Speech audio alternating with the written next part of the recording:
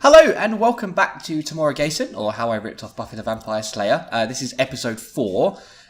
This is a series where myself and my friend, MC... Just a friend, or something just more. Friend. No, Mum, it's just a friend. Don't worry about that.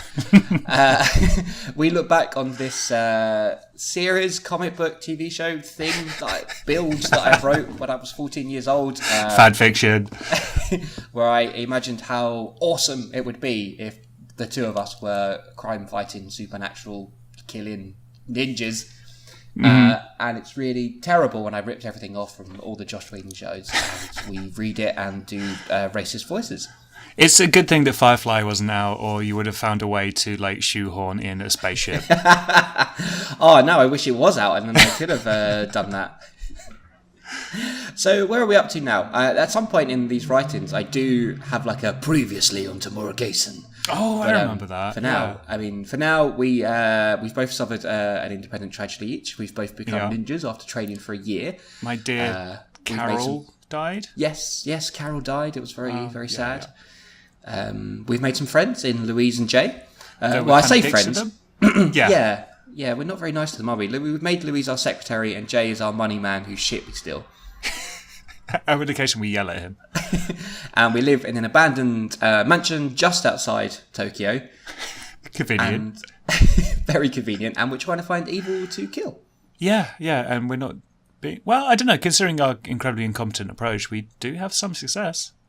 Well, we trained for a year, True. We're ready for this. We're experts. So, what have we fought so far? We fought evil ninjas and super zombies. And the Mafia. Shit. And the Mafia, that was it. Yes, okay. Yes. And the antagonists of this season 1, as we're going to call it, are Jack and Lee, who are also ninjas of the famous Ku Claw clan.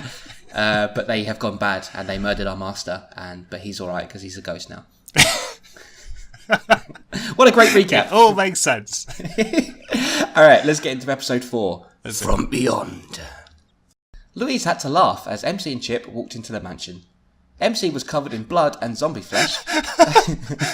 I always laugh when I see somebody covered in blood and flesh. I'm like, look at that guy. He must be so embarrassed. Especially when they're your employer and you haven't known them that long. MC was covered in blood and zombie flesh, while Chip's long black coat looked like it had been in a cupboard for eternity thanks to all the vampire dust. Clearly our supernatural killing business is picking up. Yeah. Also, I've got a long back cloak because I'm cool. You're a quipping script writer or whatever you were. Speaking of which, I've got a quip here. Oh, yeah. Oh, it was a hard day at the office, he said, that's reaching not bad for a broom. For 14-year-old you. Lewis, I think I mean Louise. I'm not, unless there's a new character called Lewis. No, there's a new character. There's no explanation. They're just there. It's Lewis Tully from the Ghostbusters. Lewis went into the kitchen to get MC a cloth, but upon closer inspection, she realised his clothes were beyond saving. He just smiled and assured her he would get his rich friend Jay to buy him a new wardrobe. Okay, so first of all, we got Louise on instant anything domestic duty. Something needs cleaning, Louise, off you go. And then it's fine. He's money. He'll just buy me stuff. I tell him to. If he doesn't, I'll beat him up. Hey, at least I'm consistent in my writing. True. He glanced over at Chip, who had now got the Hoover out and was running it up and down his coat. There's an image there. There's a funny image there, to be fair. Well done, 14-year-old you. I hope it's a Henry Hoover. Yeah. And he's drawn little vampire teeth on it. We need someone to draw that for us. Yeah. This is your line coming up. Okay, I'm ready. Oh, no, sorry. I'm not ready. Okay, now I'm ready. Next time, we're going to swap the ultimate evils we face. Fine, said Chip. Just remind me to do it naked? Oh, because they're covered in stuff. Right, okay. Yeah. It's not just you fantasizing. That's me now, though. With that, Shinno Khan appeared. Drink! Which worried Chip, that him talking about his naked body made his dead master pop up. I don't know if that's an intentional innuendo or not. Oh well, he thought. Better than having to rub a lamp. Again, don't know if that's an innuendo. That has to be. 2 in a row. Come on. 14-year-old you wasn't that innocent. I made sure of that. MC proceeded to ask Shin-no-Khan if there was any news of their fellow ninjas, Bill and Ted. No, the next line, it makes Right, sense. yes, sorry, okay. Despite not getting the pop culture reference, Shin-no-Khan understood what was being said. It's very, on the cutting edge of pop culture, obviously I was. Bill and Ted was old even when this was written. However, there was nothing to report this time, which disappointed MC and Chip. In fact, Shin-no-Khan was just on a social call, which left MC wondering if ghosts really did social. Does that make sense? If they really did social, what? Gatherings? Media? Yeah, I don't know. How do ghosts socialise? I'm trying to think of a pun. Like a spooky soiree of some sort. Yeah. It was 11:30 p.m, which is a very specific time. And the two ninjas, still with the adrenaline in their veins from the evening's battle, decided to do some more research into the whereabouts of Jack and Lee. When I say, research, what are they going to... They're going to look in the filing cabinet under W for whereabouts of supervillains. Chip asked Louise to fetch everything they had on their enemy's movements. It's 11:30 p.m. and she's still working. How do they have stuff on their enemies' movements? I guess they're just tracking their find a friend or something. I don't know. They're looking on social media, seeing where they're checking in. Jack and Lee logged into Starbucks. To which she replied that normal working office hours were 9 to 5. Oh, okay, good. She's going to unionise, that's good. Chip insisted, though, seeing as she had been living in their mansion rent-free for about a month and a half now. Fucking freeloader. Louise reminded him that it was an abandoned mansion, and until Jay could agree with a price with the local city council, who did own it, then it certainly wasn't theirs. So they're just we want to buy the mansion, but it's too much, so we're just going to keep living in it? And they're like, yeah, fine. I guess squatters' rights? Or maybe you just have a big fuck-off sword, so when somebody comes over, they wave the sword, and they're like, we'll go away, we'll find a price that's good, that's fine. If the big wallet doesn't do it, the big sword will. Yeah, true. Is that an innuendo, or...? I'm sure 14-year-old me would agree, yes. Yeah. MC had noticed since the foursome had come together, those two had argued the most. Speaking of the gang, where was the fourth member? He had been gone nearly 24 hours. It's past your bedtime, Jay. You know there's a curfew. Oh well, thought MC. What sort of trouble could a dumb rich kid get into anyway? Getting kidnapped by the mafia, which happened 2 days ago? Yeah. That's as far as trouble goes. Yeah. Also, again, how should I refer to my friend who is bankrolling this whole organisation and is really helpful and a good friend? Dumb rich kid. Yeah, we're kind of dicks. Yeah. About 30 minutes later, so it's midnight now, they were no closer to finding Jack and Lee. Well, that's half an hour of work. Fuck it, we're not going to do anything. We just go down the pub, shall we? 15 minutes ago, there's a lot of timings in this. It's 24.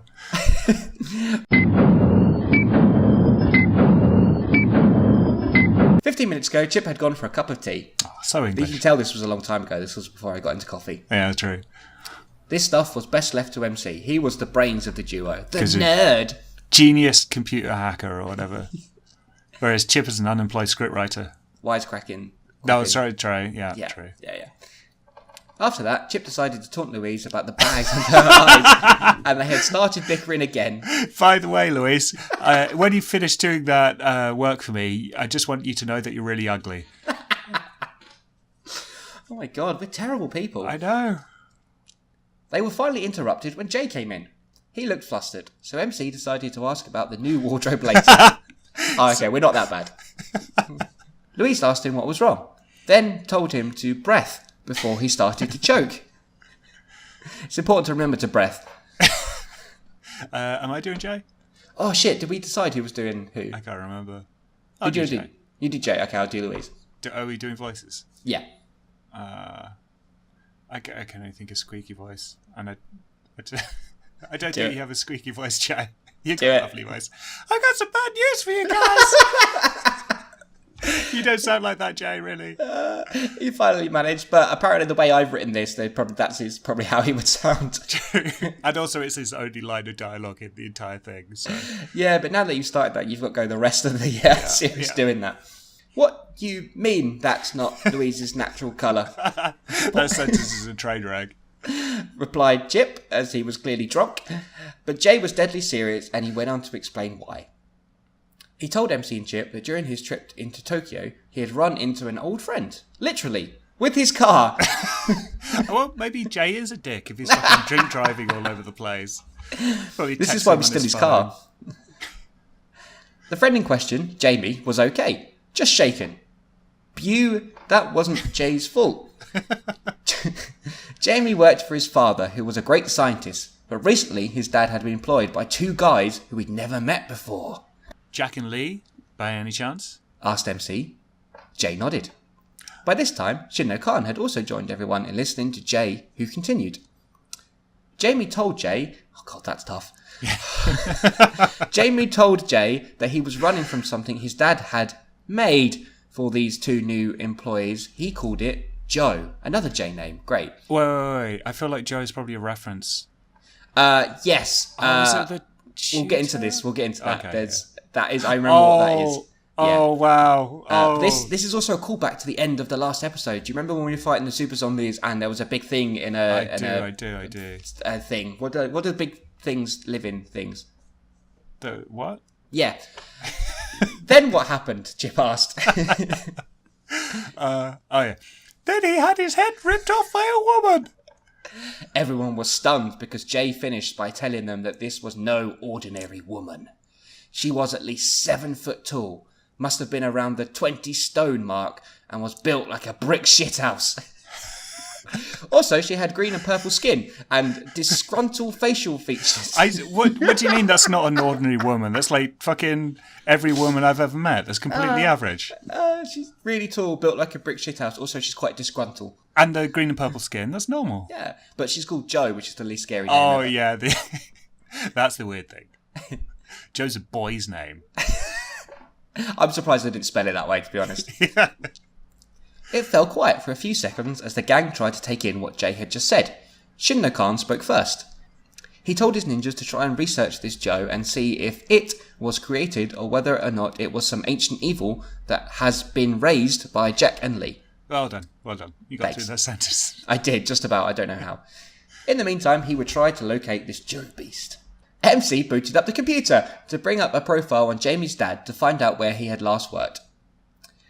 Doing your computer nerdery there? Yes. Onto LinkedIn. Jane Louise hit the books. Although this wasn't Chip's favourite task, he would always come through in a crisis. What a hero. You would think that a scriptwriter would be able to read, though. Maybe that's why he's unemployed. He's just too busy. He just writes quips. That's all he does. A few hours passed. In this time, MC had found out that Jamie's father was still alive and had last worked at their most favourite place, the genetics office. Again, Jesus, to burn the fucking place to the ground. Meanwhile, Chip and Louise had found out that there was a little old lady called Jo, who was once a ninja master in 969 AD. 69, dude. Yay! But turned to killing and maiming people because she found a way to draw power from the bodies. Uh-huh. She was finally killed by the Ku Claw at the age of 156. Nice. MILF. No wonder she's disgruntled. And green and purple? Sure. She was old and weak at this happened, so Chip wasn't sure if this was the same person, although she had sworn revenge. Well, it must be her then. You know, if you swear revenge, you can just throw all the laws of physics and reality and whatever out the window. I do, obviously in 969 the name Joe was quite popular as well. When Shinno Khan returned, he asked what they had found. When MC and Chip told their teacher all of the information they had gathered, he took several minutes to digest and ponder it all. I mean, it's like 4 a.m. at this point. Everyone must be knackered. I don't know, you haven't updated the time yet, so... Well, a few hours have passed and it was midnight before true, that, and then Jay told a long story, like... It was a good thing you had that cup of tea, keep you going. Finally, he came to the conclusion Jack and Lee have resurrected the same Joe that Chip read about, only they gave her a 21st century makeover. I like to think it was literally a makeover as well. Just trying to makeover. bring out her purple side. And how did he just went away and pondered this and he was like, yes, this has definitely happened. There's nothing to support his theory or anything like that. He uses his Chinese ninja powers? Sure. This is where Jamie's dad came into it, making her stronger and faster. Again, how does he know that? Just Chinese ninja powers. That's how it works. You just know stuff. MC, Chip, Louise and Jay couldn't believe it. Those bastards are going too far, said MC angrily. I like this is specific. That's the line when you resurrect a long dead 156-year-old woman named Joe. Give her a makeover. Yeah, that's it. Too much. Do you know where the bitch is? Added Chip. I like how we hate her already as well. I think we just hate women in general, don't we, apparently? Shin-no-Khan knew exactly where she was. How does he know these things? And for one very good reason. She wanted to be found. I guess... Okay, but how did she tell Shin-no-Khan? Chinese ninja superpowers. Oh, yeah, sorry, I forgot. Oh, yeah. Joe is waiting for you at the Shanzu Park. Said Shin-no-Khan. I'm never going to get tired of that, by the way. He also explained that only martial arts skills would defeat her. No weapons. Which aren't martial arts skills? So she's only immune to, tiggles or something, is she? Or... The ninjas wasted no time. They raced to the car and sped to the park. Yeah. Okay, yeah. When they arrived, MC and Chip did not play caution to the wind. What? MC kicked open the chain-link gate to the park, which was as big as a football field and had hundreds of trees. We're talking about the gate, right? Not the park. It's a big gate. It's a really fucking big gate. They're really heavy with the trees in it, so MC's really strong to kick it open. Well, this is why we didn't play caution to the wind. Chip was just about to suggest that they split up when Joe jumped down from above, probably from that really high gate, and swiped Chip aside with one swing of her gigantic forearm. He went sailing into a tree. MC reacted quickly by jumping up in the air and catching Joe in the head with an almighty kick. Probably the one he kicked the gate in with. One side of her face fell off, leaving half of her skull showing. Right. You kick someone so hard, you kick half of the skin off her face off. Nice. And this is after... No, you know what? It's a makeover. It was just... I just smudged her makeup. That's all that happened. Just smeared her mascara. MC went for a leg sweep, but despite Joe's size, she quickly jumped to avoid the hit, then caught MC with a roundhouse kick with her huge legs. Oh man, this is getting to the action now. This is good. Pretty intense. MC flew about 200 yards before hitting the floor hard. Honestly, how far is 200 yards though? I guess it's quite far to be kicked. I want to know if it's some fucking ludicrous thing. You're actually going to Google it? Yeah. Okay, it's 182 meters. That is quite far. That's like a fifth of a kilometer. Well, she is 7 foot tall and 159 years old or whatever. But apparently I'm fine, so... A superpowered ninja. Yeah, true. I did train for a year. Exactly. It's all that calisthenics he did. Yeah. A hand flashed across his face and picked him up. It was Chip. He was holding a large tree trunk with a sharp end.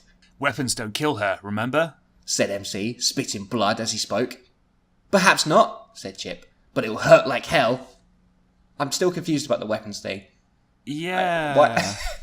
Yeah. How, what? That's... I can imagine me writing this make it this really weapons don't kill her. Yeah, that's a new twist on things, yeah. With that, he threw, spelt wrong, the branch into the approaching Joe's throat. She screamed with pain and tried to pull it out. This is when Chip attacked with lightning quick speed. MC also began to realise his plan. Joe being skewered will not kill her, but it would distract her just enough to get the killer blow. He leapt forwards, striking out with his fists. So, I mean, we could have just shot her, really, or blew her up, and No, then that's just a weapon. punched the bits. I still think we're just going to tickle her to death. Just over 3 hours later, and Joe was defeated. Again, very specific with the timing. So it's probably about like 7 in the morning now? Yeah, time for breakfast. Yeah. But how was she defeated? We don't know. We've just skipped that bit. With her last breath, she swore that her time would come and one day she would destroy the Ku Claw. It was a hard fight and both ninjas were hurting. But, as MC said... At least there's no flesh or dust. And then they jumped up in the air and freeze-framed against the rising sun. From a distance, in a tree, Jack reached for his mobile. Looks like plan B, he said to Lee. Thanks, I think I'm getting better with that. Yeah, you are. Looks like plan B, he said to Lee, who started shouting on the other end about how he knew this wouldn't get rid of MC and Chip, but Jack just hung up. Ooh, dissension between the two bad guys. Ooh. As he watched his former friends exit the park, he spoke to himself. I'll show them flesh. Innuendo again. What the fuck, 14-year-old you? Is he going to sexually assault us? Yeah, I think so. Or just flash us? When him and Jack, Lee are falling out. Yeah. Yeah. Maybe he doesn't get to show flesh to Lee. He wants to show his flesh to someone else. Well, that's the end of episode 4. It was. What do we make? How's the story going? There's a story? Yes. Well, there was some sort of a story. There was. They've resurrected this old Ku Claw ninja who's a monster, given her a makeover, and then I feel like this episode had the most action in it. Like there was some description of kicks, punching, and skewered necks. No, you're right. Stuff. You're right. No, definitely. Your choreography is much better. But not necessarily my plotting, because it's like, there's all this fighting and like there's a weird thing where weapons won't kill her, but 3 hours later she's dead. That's it. That's the ending. I guess you got bored. Like you're going to write a really detailed fight scene and then nah. I did kind of write myself into a corner as well. Yeah, true. Yeah. We had some more foreshadowing with Jack and Lee, and we got to fight a monster. Also, we should point out that Joe was actually named after a college tutor of ours, that we really didn't like. He was quite tall and not very good looking, so I wrote her like this. Revenge. Yeah, that showed her. Revenge. Yes. I also like how this monster was sort of introduced at the end of the last episode, and by the end of this one, she's dead. Yeah. Well, Jack said he summed it up, didn't he? He said, he knew it wouldn't kill MC and Chip. True. Now he's going to show them flesh. And you did have foreshadowing in the last episode, to be fair. I love a bit of foreshadowing. Yeah, you brought the monster into it. So, and then just really disappointing the audience when it actually turns up. And also, I got punched or kicked like 200 meters, which is a lot. Yeah, but you're fine. Yeah, it's fine. Yeah. Hopefully there'll be more action in the next episode, which is episode 5, Prodigal.